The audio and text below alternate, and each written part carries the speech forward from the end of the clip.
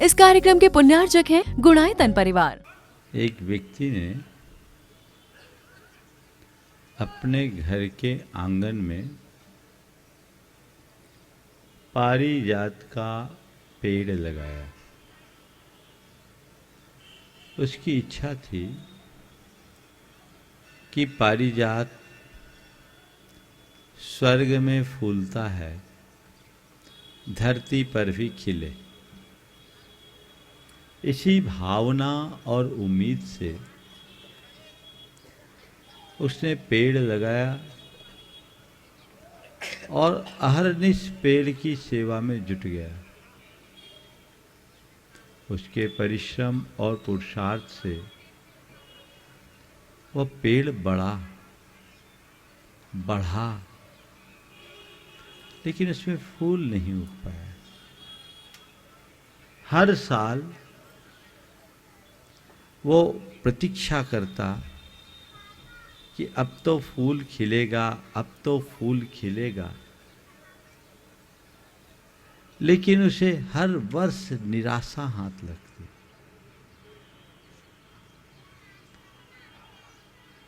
उसने तरह तरह के उपाय किए, परिश्रम किए। उसने अपना सारा ज्ञान उसमें उड़ेल दिया। उसके इस प्रयास से वनस्पति शास्त्र का विकास तो हो गया, लेकिन उसकी भावना फलवती नहीं हो पाई।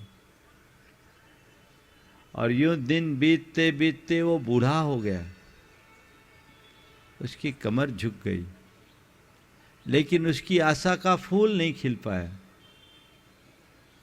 एक दिन किसी संत का उधर से गुजरना हुआ। उसने अपने मन की व्यथा उस संत के समक्ष रखी। संत ने अपने अनुभवी और पारखी दृष्टि से उस वृक्ष को देखा और कहा, भाई, ये पेड़ तो कभी नहीं खिलेगा, ये पेड़ कभी नहीं खिलेगा।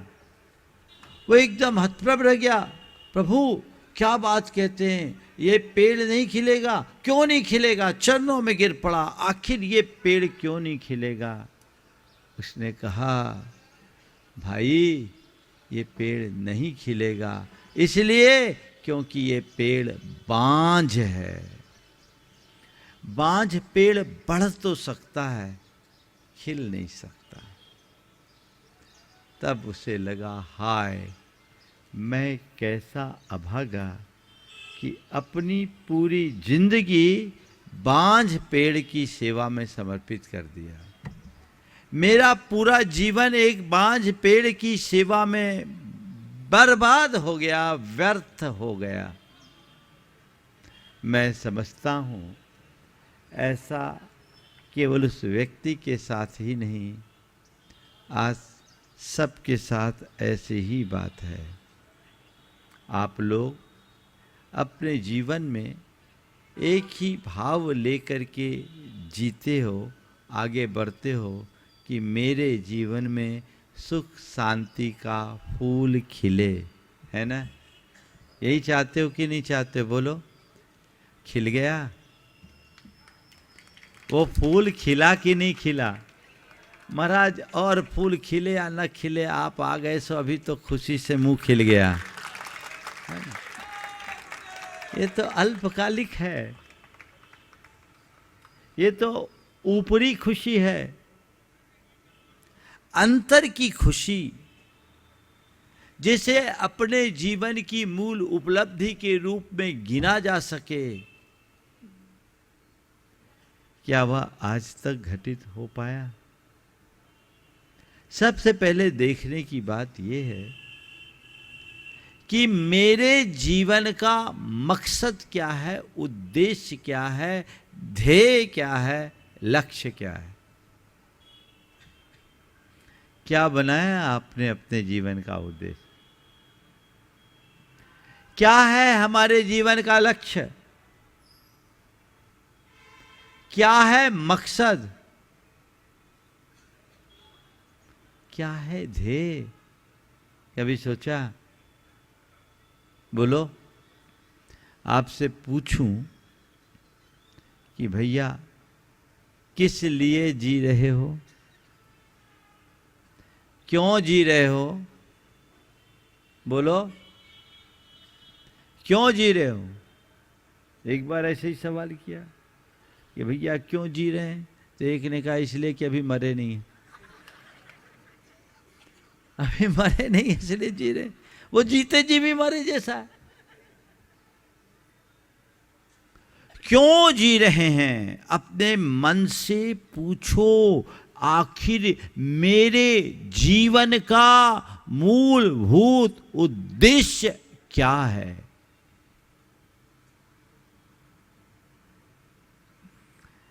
जी रहे हैं कि जीने के नाम पर जिंदगी को ढो रहे हैं। बोलो क्या कर रहे हैं, जी रहे हैं ना, जी रहे हैं, बस जिए जा रहे हैं। एक दिन की कहानी खत्म होगी, मर जाएंगे, और क्या होगा। पैदा हुए, व्यापार सीखा, धन कमा, बूढ़े हुए। पैदा हुए, व्यापार सीखा, धन कमा, बूढ़े हुए, और बंधु जन को सौंप कर धन इस जहां से चल दिए। यही कहानी है ना। एक दिन तो चले जाओगे छोड़कर। अब क्या है, आखिर में मेरे जीवन का उद्देश्य क्या है, ये मुझे सबसे पहले तय करना चाहिए। बोलो क्या उद्देश्य। ज्यादातर लोगों का कोई उद्देश्य ही नहीं, और यदि है भी तो बड़ा उथला उद्देश्य है। संत कहते हैं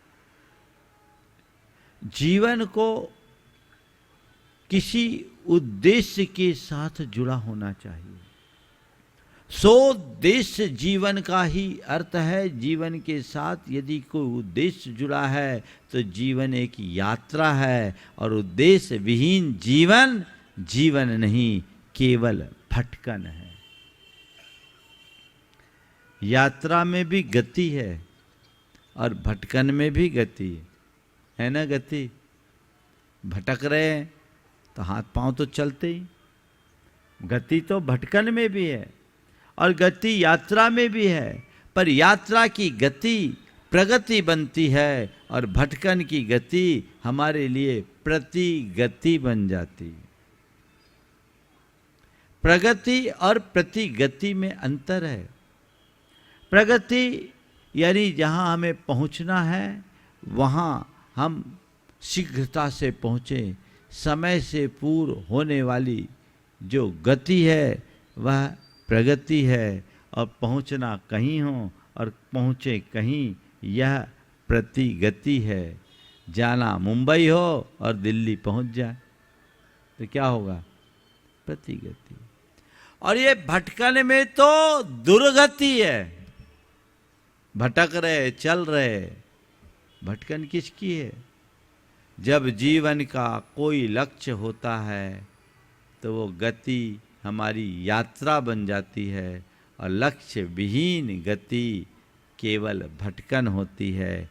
अपना लक्ष्य बनाइए जिससे जीवन एक यात्रा बन सके। जीवन को यात्रा बनाना है। बनाना है नहीं बनाना, बोलो। और कैसी यात्रा? उबाऊ यात्रा, बोरिंग यात्रा, या आनंद की यात्रा? कैसी यात्रा चाहते हो? हाँ, तो पहले तो बोलो कि हम अपने जीवन को एक यात्रा बनाना चाहते हैं। बोलो। अरे महाराज, अभी तो आप जो बुलवा लो सब हम बोल देंगे। हम तो तैयार है। सब जो आप बोलोगे सब। बोलने से मतलब नहीं है, अंदर से उसे स्वीकारने की जरूरत। मेरे जीवन का ध्येय क्या है? सबसे पहले ये सुनिश्चित करो मैंने मनुष्य जीवन पाया, अभी आप लोगों ने कहा आनंद की यात्रा बनानी है, तो भैया आनंद की यात्रा बनाने के लिए आपको वैसी रास्ते को भी तो अपनाना पड़ेगा। हाँ, वैसी रास्ते को तो अपनाना पड़ेगा। आप गलत गाड़ी में बैठकर सही मंजिल कभी प्राप्त कर पाओगे क्या? हाँ, नहीं ना। आनंद की यात्रा में बैठना चाहते हो तो आनंद एक्सप्रेस में सवार हो जाओ, आनंद की यात्रा होगी, परमानंद तक पहुंच जाओगे, आनंद धाम में पहुंचोगे। लेकिन अभी बैठे कहाँ हो? एक बार ऐसा हुआ, एक ट्रेन में एक युवक यात्रा कर रहा था और अपने घुटनों पर सिर रख कर के फपक फपक कर रो रहा था। ट्रेन में ज़्यादा भीड़ भाड़ नहीं थी, कंपार्टमेंट पूरा खाली था। सामने की सीट पर एक बूढ़ी अम्मा बैठी थी। उसने देखा ये युवक रो क्यों रहा है।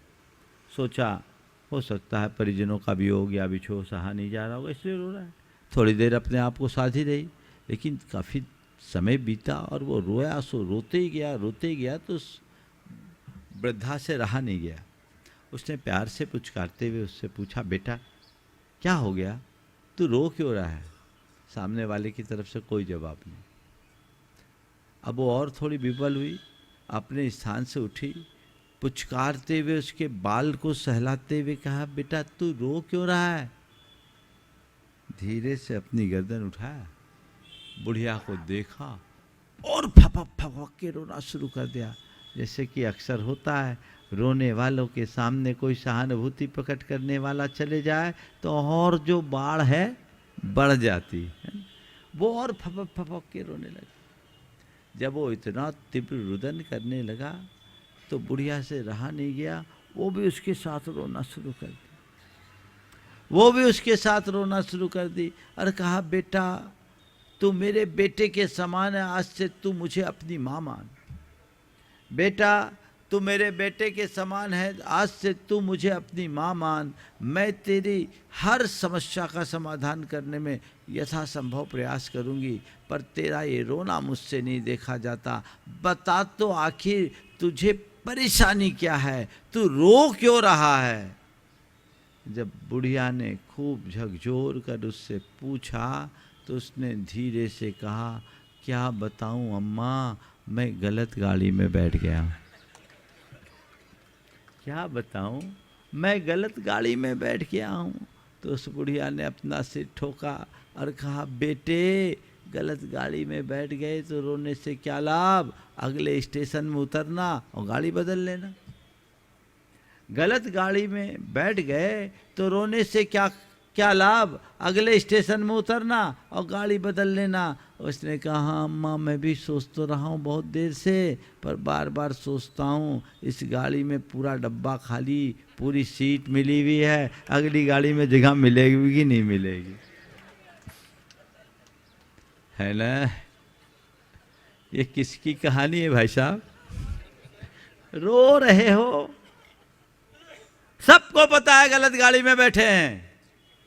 बोलो, बैठे हो, अब गाड़ी बदलनी नहीं है। हाँ, आप लोग कहानी कैसी हुई, एक आदमी राजधानी में बैठ गया, उसको दिल्ली से मुंबई जाना था, वो अपर बर्थ में था। नीचे एक आदमी आया, उसको दिल्ली से कोलकाता जाना था, वो नीचे की बर्थ में बैठा।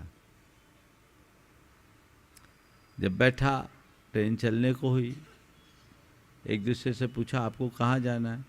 उसने कहा, मुझे मुंबई जाना है। इसने कहा, मुझे कोलकाता जाना है। कोलकाता वाले ने कहा, साहब आपको मुंबई जाना है और आप तो कोलकाता की गाड़ी में बैठ गए।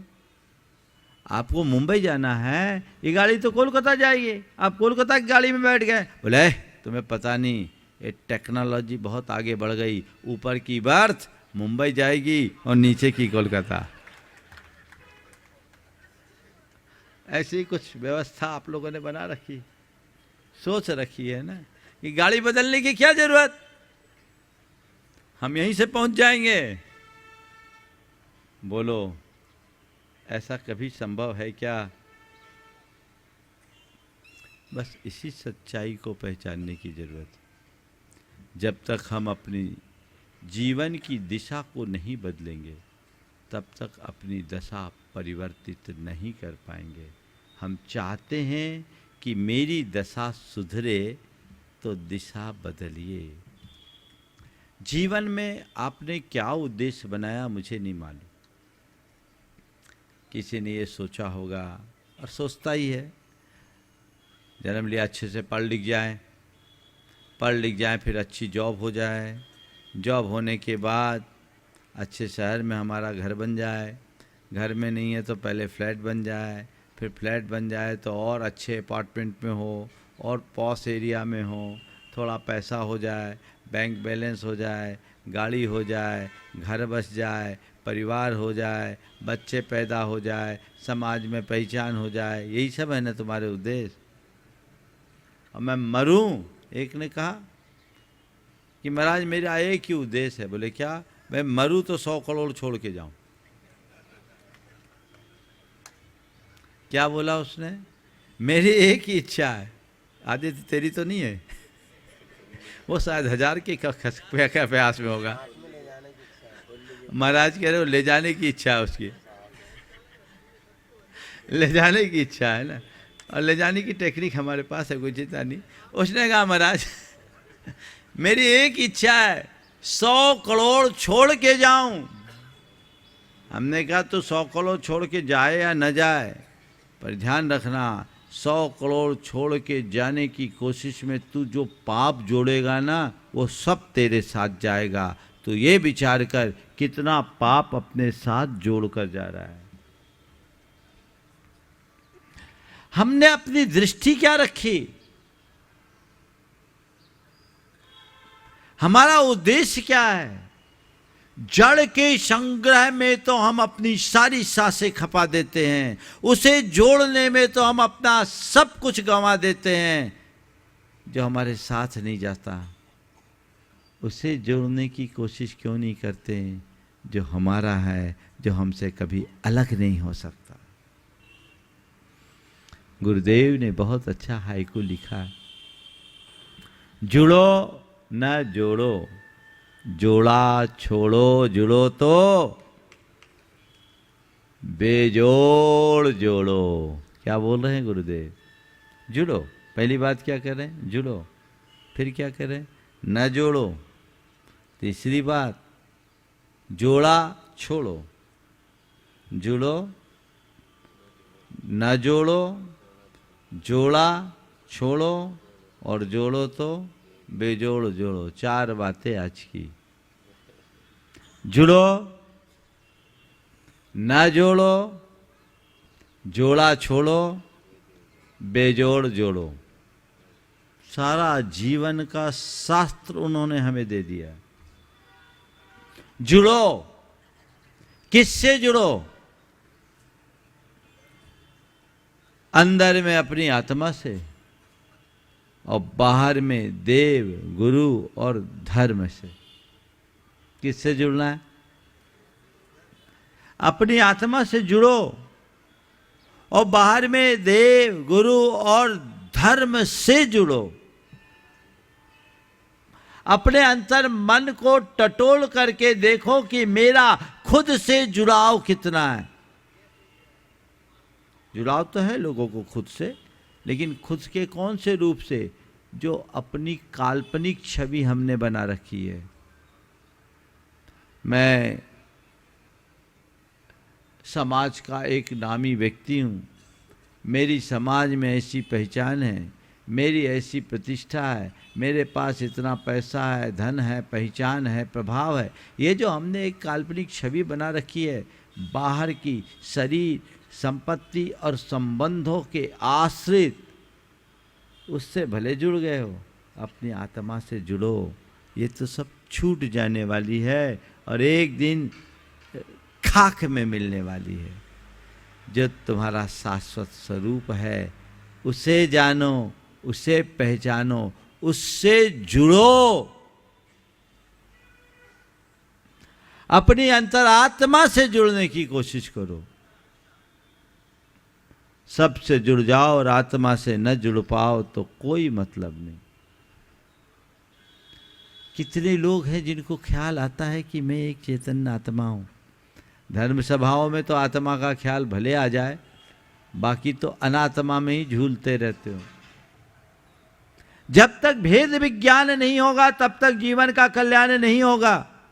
एक बात गांठ में बांध लेना, आज तुमने जो भी उपलब्धियां अर्जित की है ऐसे अनंतों बार धारण करके छोड़ चुके हो।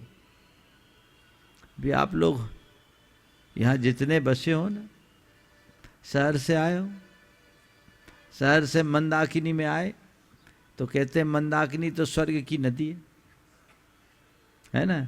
यहाँ आकर के तुम बाहर से तो सब दिव्य बन गए हो। मुझे पता है यहाँ आने के बाद आप सब लोग भौतिक और आर्थिक रूप से समृद्ध हुए हो कि नहीं हुए? हाँ, हुए हो ना। पर अपनी इस भौतिक समृद्धि को अपनी असली समृद्धि मानना बहुत बड़ी भूल है। यह अभिमान और आसक्ति की वृद्धि ही कराएगी। इससे तुम्हारे जीवन का पतन ही होगा और कुछ नहीं।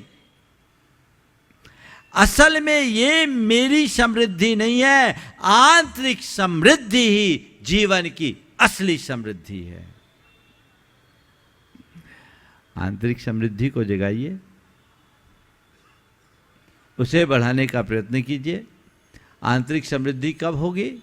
जब पहचानोगे। तो जुड़ो। किससे जुड़ना है? आज का पहला लेसन, जुड़ो। किससे? पहले आत्मा से, और देव गुरु और धर्म से भी। किसके लिए? आत्मा से जुड़ने के लिए। आजकल लोग देव गुरु से जुड़ते हैं, धर्म से भी जुड़ते हैं। किस लिए?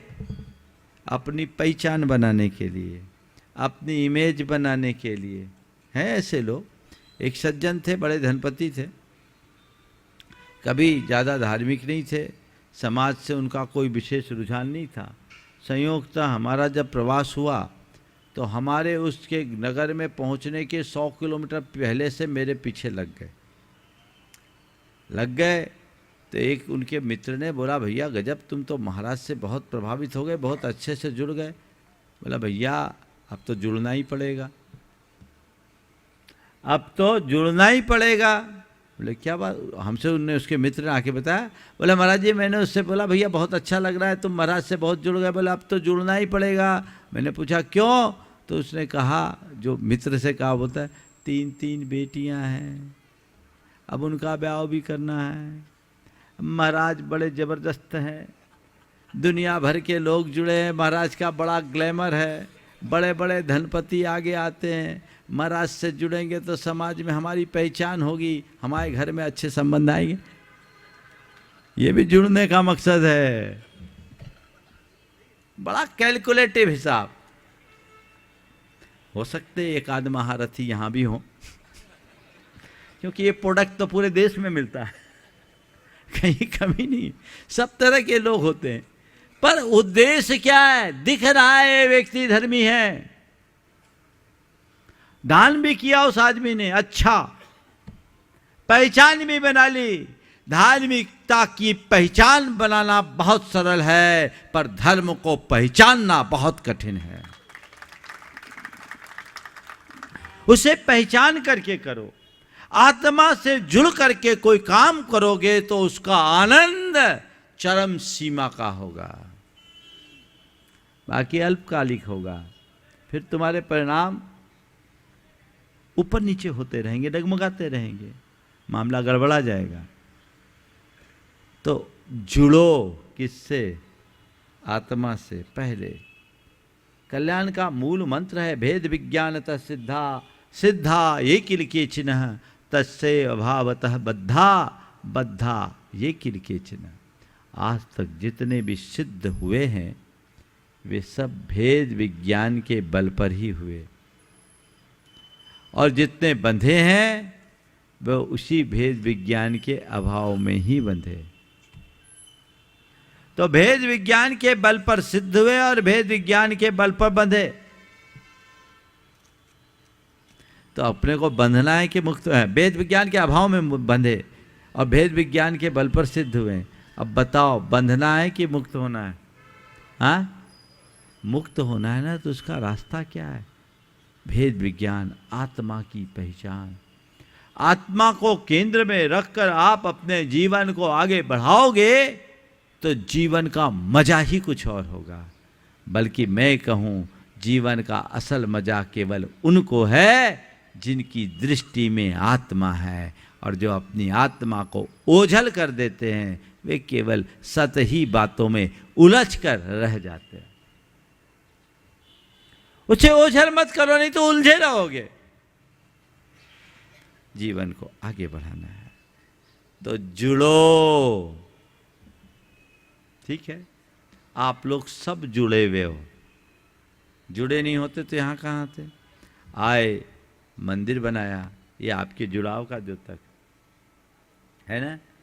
अब आप साधु बसती का बना रहे हैं। संत निवास शब्द का प्रयोग होता है। एक्चुअल में संत शब्द भारतीय शब्द है, लेकिन वो मूल रूप से जैन शब्द नहीं। हम लोग नमो लोए सब साहुनम बोलते हैं। तो हमारे यहाँ साधु और साधुओं का निवास नहीं होता, साधु बसती का होती। हमारा आगमिक शब्द क्या है? बसती का। समझ गए? इसलिए जितनी जगह भी हमारे सानिध्य में शिलान्यास होता है तो हम तो कहते हैं यही नाम रखो, साधु बसती का से उसको जोड़ो। हाँ, क्या निवास घर में होता है, बसती का साधु का, बसती का मत रखना, छोड़ना पड़ जाएगा।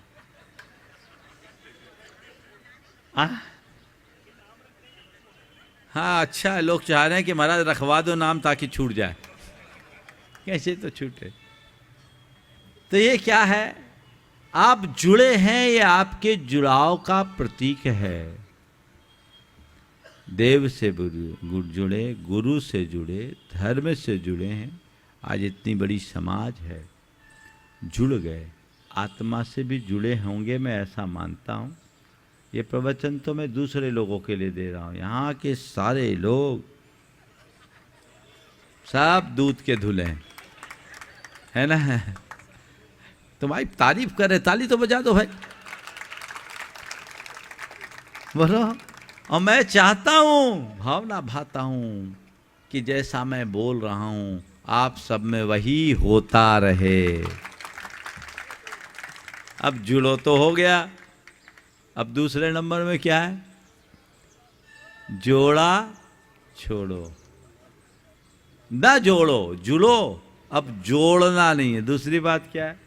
ना जोड़ो। अब जोड़ने में मत लगो। दिन भर जो कैलकुलेशन चलता रहता है ना, उसमें मत लगो। अब जब इधर से जुड़ गए तो जोड़ने की जरूरत क्या है? किसके लिए जोड़ रहे बोलो?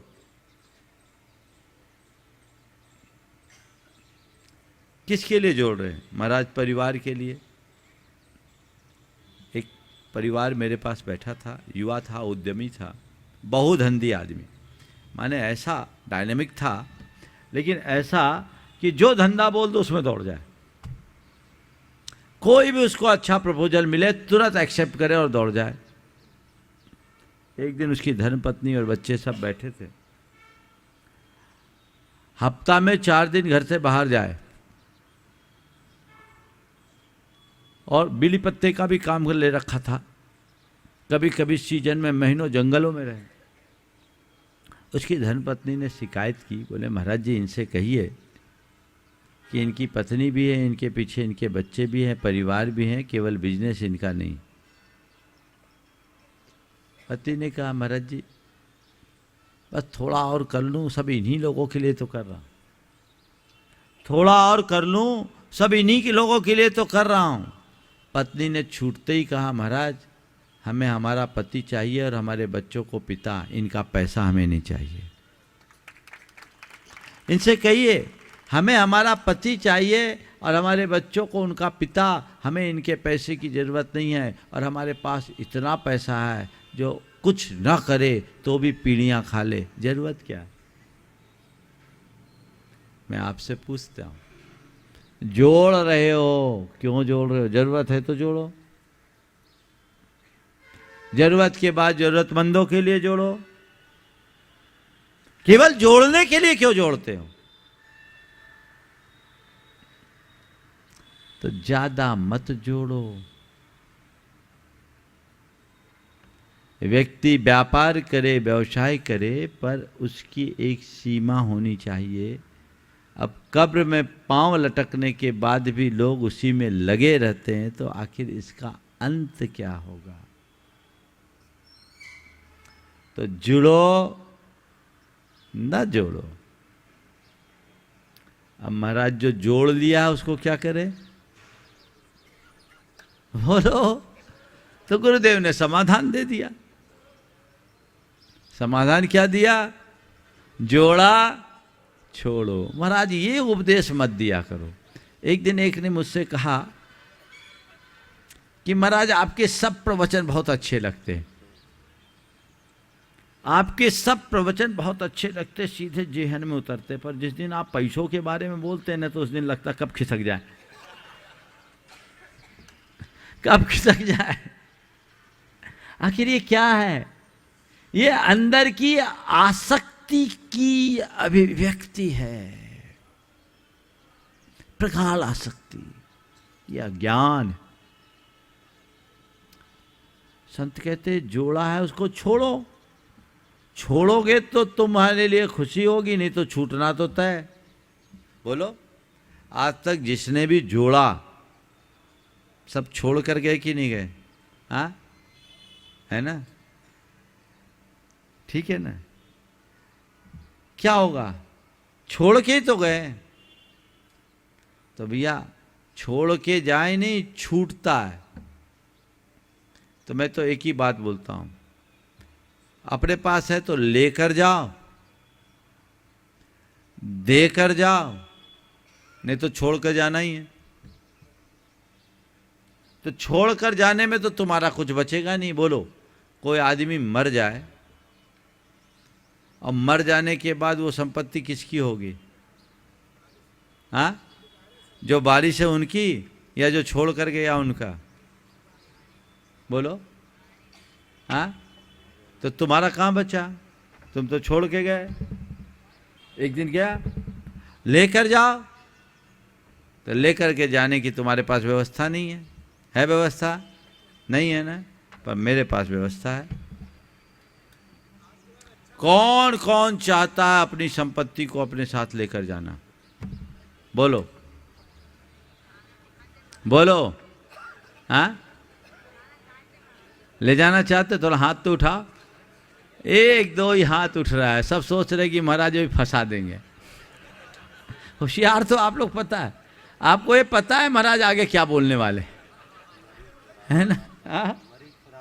हाँ, सबको मालूम है कि आगे क्या होने वाला है। यही तो अंतर है, इसे ही बदलना है। आप अपनी संपत्ति, अच्छा एक बात और बताओ, आप लोग अपनी संपत्ति संतान को देकर जाते, देखे जाते हैं ना? ये संतान को सौंपना आपकी मजबूरी है या अंदर की स्वीकृति?